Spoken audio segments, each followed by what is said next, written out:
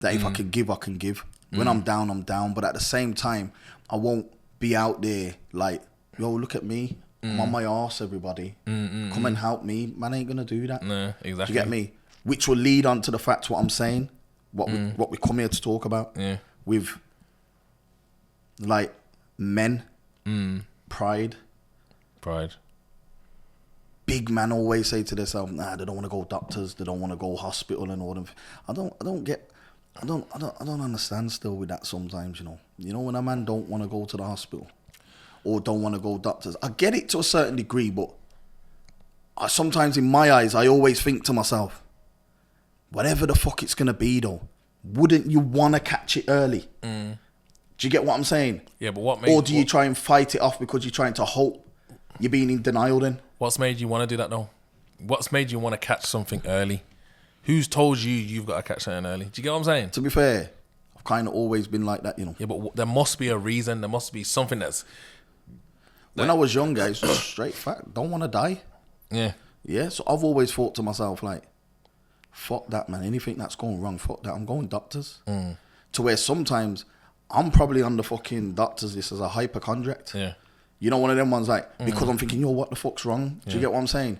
But if something feels unusual to me, I'm thinking I've got to get it sorted out. Yeah. But as I've grew older, when I used to be like that, I've realised sometimes take your time. Don't rush to get things sorted all the time. And then going through that, when I was in the car crash, and then my nephew died after that with cancer, that's what changed it a bit more, because I thought, fucking hell, my nephew was 11. Yeah. He had cancer and all of that. You know, how long did he have it for he knew he had cancer? Because the doctors were saying things like, do you do karate? Because he used to do karate. Do you do any sports? And that? He's like, yeah, I do karate. Oh, that's why your back's hurting you then. Take this ibuprofen. Oh, do you do that? Yeah, it must be that, then do that. So it's only when like the blood tests and then they realise, hold on, basically you got cancer. So then in my head, in the background, I'm sitting there like, how long did he have that for then? Do you get what I'm trying to say? How could they have... if he went, if they just took blood straight away, could they have caught it quicker? I don't know. You know, one of them ones. 100. But like I said, from young, you do believe that hospital and doctors are just supposed to be there to fix you. When you start getting older and you start seeing people having these problems, you do start realizing, wait, they might be here to fix you, but they're not here to save your life, if that makes sense. Like, you can have a problem, and unless you're being responsible for saying how you feel, you could end up dead, bro. Just because you're believing that the health system is there to save your life, and technically it's not. You know what I'm saying? Like you said, you go to the doctors, you say, oh, I got a little pain there. They say, oh, I must be from football. Do you get it? Yeah. Instead of saying, no, this is no, I know what football pain is. Yeah. You know what I mean? Like, that's why sometimes when I go to the doctors, bro, or I go hospital, I tell you the truth, I try not to give them too much information because I need them to do their job. Because when I go in there, big lad, rare. If you've got a pain in your back, do you gym? Obviously I gym, but I don't want to go into it too much that I gym or I done back today then. Because if I done back today, they're going to tell me that's why my back's hurting. But I know that's not why my back's hurting. Because obviously I know my body. Do you get me?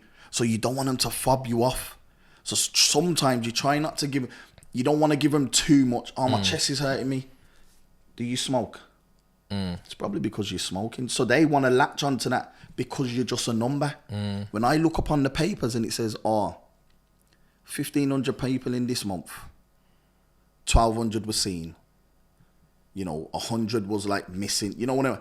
They just want to get their numbers or statistics. Yeah. Do you get me? So they can look like they're a running business. Do you get me? Yeah. Where now they're misdiagnosing people. Yeah. Do you get what I'm trying to say? So I always say, like, make sure, like, make them investigate. Do you get me? And like you already know, but look, Bama, my son had cancer, blood. You get me? Leukemia. Now, obviously, his mum always checks. She's one of them ones, innit? Checks over the body and all them things. She's one of those, you know, always looking and all them things. So when she sees something that's not right, hold on, well, go and get him checked out. Luckily, she's like that. That's why most mums should do that. You know, like, just check over your sons or your daughters and that, just little things, because that's what kind of saved my son. So when she's doing all these little things and that, she brought him in the hospital. Open up his mouth. Says, he's got tonsillitis. There was Raw just going to tell us to go. She says, nah. Can you take some bloods? Because that, to me, don't just look like tonsillitis, because his eyes were puffy. It weren't just his throat, his eyes. Now, she never said, can you have some bloods? The woman, Raw, says, you do get puffy eyes with tonsillitis. Now, I've never known a kid, even myself, I've had tonsillitis, to get puffy eyes. But luckily, she questioned it. So they took the bloods. But the combat blood saying that his fucking white blood cells are like 120,000. Like a man with leukemia. I've never seen this in my life. I've been a doctor for 18 years and all these things. Rushed him straight to children's and that. Now, if she never turned round and said that, they were sending us home with antibiotics, but that time my son's got leukemia. Do you get what I'm trying to say? And then when we got to the hospital, leukemia. Do you get me? And that's because you have to question everything. It doesn't matter if you're wrong, you're still learning. You're not a doctor. So you just got to just learn as you go on. And there's loads of times, like what I'm saying, there's loads of times where they wanted to turn off the machine and all of these things and that, telling me about the chemo and all of this stuff, blood. And if I never questioned it, blood, I had like the doctors sitting in there, like 3 doctors with suits on, telling me I'm not doing right for my son, let him go. I'm saying, what do you mean? I'm saying, I felt like pressured to say, all right, turn off the machine then. Go on, we'll bring the priest, we'll put him in his normal clothes, just turn off. Because they become, what's that word, like, desensitized. Like, it's just a number. Do you get what I'm trying to say? Another statistic. So when they're telling me that, I'm saying, so can he die? Yeah, he's on all the medication. So I'm saying, how long has he got? It's 1 o'clock now. They said he'll be dead by 3. So I says, would he die on the machine? They said, basically, well, I says, we're safe, then let him die on the machine then, innit? But 3 o'clock come, my son's still alive. 5 o'clock come, he's still alive. They wanted to then give him another round of chemo. I said, are you fucking stupid? You told me that the chemo weakens him. So if he was supposed to be dead by 3, now it's 5 o'clock. Why are you ushering to give him his chemo for 7? Because it would have been at 7 if they weren't talking about that. I said, I refuse, bro. I refuse for them to take it, blood. Next day, my man's better. Day after that, better. Now he's off life support machine. Do you get what I'm trying to say? All because of decisions of what the parents, but most children ain't here and people ain't here because you put your full trust in, they're the doctors. And don't get it twisted, you know. They're not here to save your life, though. Yeah, but don't get it twisted. I don't want to make it out like they don't do a good job, because they do. Yeah. Do you get what I'm saying? But what happens is, you got to be in control. You have to. And because you're just numbers, it's easy for them to just say, all right, then, yeah, put him. And then it's on to the next one. Oh, who's next? Bed 4. You get what I'm trying to say to you? 100. That time you're now sitting there with a lifetime decision.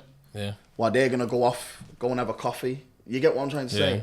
So I feel like always question stuff. Always, blood. That was just like with my mum when she was in the hospital. They told her she had days left and she weren't speaking properly. But the one thing she was saying is, get me out of this hospital. Like, but barely though. Did you get it? And obviously, like, they put her on palliative care and all those things. Like, and would have just had her die in the hospital.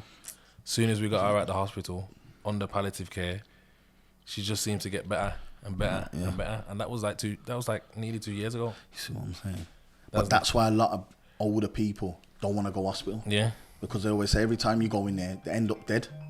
Do you get what I'm trying to say? You end up dead. Every time I go in there, they don't come out. And that's how I felt the other day. Because, like I'm saying, I'm just sitting there. And obviously, man are in the gym, man are trying to lose weight, trim down and do all that. Sometimes you got to listen to your body. You get me? Because you can be doing too much and that. You get me? all these pre-workouts and all these things and that. So you sit there and you're saying to yourself, yeah, I'm all right today. I feel strong. Then I've got a little headache on a Tuesday. I'm like, yeah, it's just a headache. We'll just sleep it off. But then Wednesday I've woke up, I felt a bit better. Went to the gym, done a workout, started to feel it a little bit. Do you get me? And I says, you know what, fuck this, man. I'm not even going gym. Because on the Wednesday I seen you in it that morning. Yeah, in the morning when you seen me. You were saying you got a headache. I said, yo, I got a headache. But I was still functioning, thinking that, you know them headaches that just last a bit longer. Do you get what I'm trying to say? It felt more like a migraine, to be fair. But then when I woke up the Thursday, and I was, I'm bending over, and I just felt like the pressure in the back of my head. And then every time I come out my car and I started to walk, every time I got up, I feel this pressure in the back of me. I'm thinking, what the fuck's this? But I've got it before when I've had a migraine. So it weren't something at first unusual, but I would normally get it with the back of my eyes, you get me? But I kept getting at the back of my head. So I said, you know what, let me just phone my doctors. That's what made me say, fuck that. Now, most people would have just left it, blood. Left the headache to go by. Left it, you get me? But when I realised I'm taking 2 paracetamols and ibuprofen, and it's still there. So I'm thinking, nah, man, this ain't right. Went to my GP in the morning Friday, explained it to him. My man says, yo, but I started shitting it. My man was like, yeah. Started writing and that. Yeah, you need to go to the hospital right now. I'm saying, yo, I'm trying to get a little look at him like, why, what do you reckon? Like, I can't say, I don't want to scare you or whatever, but just go there. You need a CT scan, all this. So I went there, and the CT scan, they said they saw a little, like, I don't even know the fucking word, but an inflaction or something like that. Like, I'm saying, what's that? They're saying, they don't know if it's a blood vessel that's burst, but clotted itself, so like fixed itself, but there's still blood around it. So that could be causing pressure. But we don't know what it is, but we can just see there's a slight something. But maybe it might not be nothing. You have to have an MRI. So they said they're admitting me. Next day, had an MRI. MRI's come back clear. So I'm thinking to myself, what the fuck is it? Because I can still feel it. Still feel the shit now. You get what I'm trying to say? But in my head, all I'm thinking to myself is, You've had a scare. blood, it's a wake-up call. And all I was thinking about was Bama. Blood, and then, you know, when you're phoning me, Lex is phoning me, and everyone's phoning me, and that's even worrying me more. Because I'm thinking, yo, man, is everyone getting this feeling like, am I going to be that one that's, yo, he was all right, you know, Tuesday, Wednesday, I seen him. Next thing you know, man, I'm missing. You get me, blood? So it's fucking scary. I had to sit there, blood, and say to myself, yo, I'm glad I've come in. You get what I'm saying? And that's all the nurses kept saying. You're in the right place. And that's what I said, sometimes it's bittersweet, because as much as what I was just saying and that with my son, you still need them same people to help you. Do you get what I'm trying to say? Yeah. So it's like, but you got to be asking questions. So I'm going back and forth with the doctor. So if it's that, what would that mean? Is it that? Then they're like, just calm down. Look, you're jumping ahead. But they don't understand my story. You get what I'm saying? Nephew dead of cancer. You get me? Son nearly died of cancer. Brethren, aneurysm. You know, things like that and that. Yeah. They don't understand that even the thought. And then they're doing my blood pressure and it's up. Like 180 over 95. Then it's going down. Then it's going back up. So I'm thinking, what the fuck's going on? I'm trying to say to them, yo, listen. Just, can it get fixed? So I'm asking questions that they can't answer though. We don't know. We don't even know what it is. You get what I'm trying to say? But and you've got to have a support network as well, bro. 100%. You got to, because if I didn't have my support network, and that was what I'm telling you, blood, it would have been fucked. Scary. Some people ain't got that. Brother, stress is the biggest stress killer. Is the killer. You get what I'm saying? So even being in them situations and not having no one there to support you can make you turn for the worst. Just that alone, bro. But let me ask you another question though. Do you feel like you need a second opinion? Yeah, because that's what I'm gonna do. Like I said, they was just gonna let me go with some paracetamol. I'm saying to them, I know it's come back clear, but I'm still feeling the pressure. And when I've been in the hospital, you've been giving me paracetamol. So I'm saying, then they're talking about lumbar puncture, so they can draw some fluid from my back. Because the MRI might not see small little bleeds. So then I was sitting there thinking, do I do that? But what I said to myself is, what I'm going to do is come home, have something a bit stronger, hopefully just rest off, chill out, and then just see where I go. But I'm definitely, like I said, tomorrow or even Wednesday, regardless, I'm going back to my GP, get a second opinion from him, and tell him what they've said, and make him read the notes and that. And then, so we can go from there. Do you reckon I should go for the lumbar puncture? You know, if my head's still hurting, what do you reckon? Maybe go to another hospital. Yeah, so I was thinking because I've done that before. Yeah. I went to Dudley Road before, and they've said some shit to me, and I've said, fuck that, I'm going QE. And when I went to QE, they were saying something completely different.